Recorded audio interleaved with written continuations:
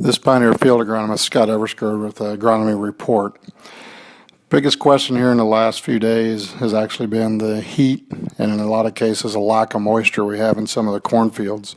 A lot of guys asking what that's going to do to pollination and obviously the effects on yield after that. From a pollination standpoint, if you've gotten any water at all, it looks like the April corn is actually pollinated pretty well. A lot of the May and replant corn now heading into that pollination period. Hopefully we caught some showers, but if it is extremely dry, we do know we could see some pollination issues, especially as you look at filling that, getting that last little bit on the end of the ear pollinated and filled out. So then the question becomes, what about the effect on yield on maybe something that did get pollinated? What I've seen recently, especially this year, is a lot of stalks actually tried to shoot a second ear. And it looks like the first thing that's happening, as you would expect, is the plant is aborting that second ear. It's drying up to feed the main ear, and it's actually a good thing. We know the plant's going to try and maintain some yield there. The second thing is it's likely going to happen is you're going to see some firing on that plant. You're going to see the bottom of the plant start to show some nitrogen stress, the inverted V forming at the leaves and kind of working its way up the stalk. What I've historically seen is when you look at kernel abortion and try and figure out whether you're going to get kernel abortion, if your plant is green and you're not seeing any of those stresses of nitrogen or water stress and firing of the plant, typically we don't see much kernel abortion. If you start to see a lot of firing, that's typically when we'll start to see more kernel abortion. You'll see that ear pull back in length from maybe 35 or 40 kernels in length to maybe pulling back as much as 5 to 10 to 15 to 20 bushel in a week's time under some pretty tough conditions.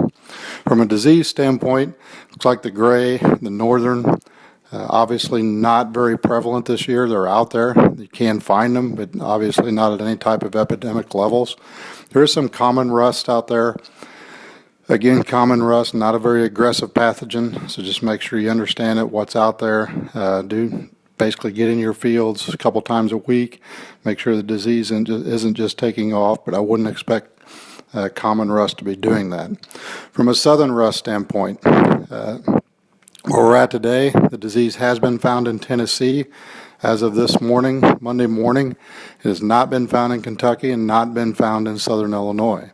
So it looks like we're still okay on a southern rust front. However, we need to be vigilant in scouting and make sure the pathogen, if it does get here and starts to develop, that we're able to get in front of it and make any applications we need to.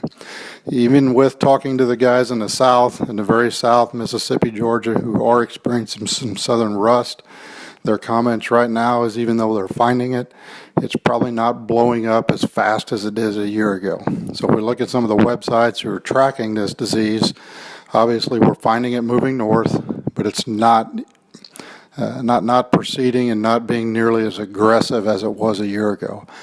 Now with that said, this is the one pathogen as you look at a fungicide application that we would extend later into the season. As we look at things like gray and northern, we'd probably cut those off around brown silk would be about the last application that we'd make for those diseases. But as we look at southern rust and the strong effect it can have on grain fill, we'll definitely want to be able to push that application window out later into the season if the pathogen would get here and really take off and get extremely aggressive.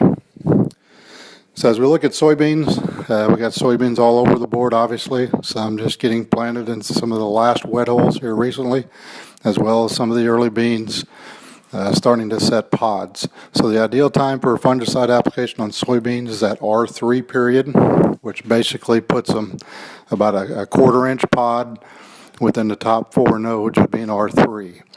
With the amount of insects we're seeing in the bean field, I would strongly recommend throwing that insecticide with that fungicide if you're going to make an application of fungicide to the beans.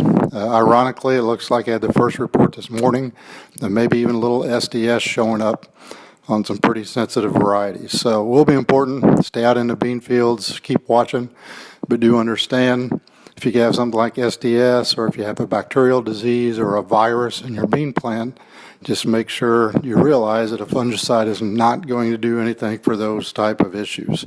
So it is important to understand what you're dealing with as you're out scouting your soybeans as well.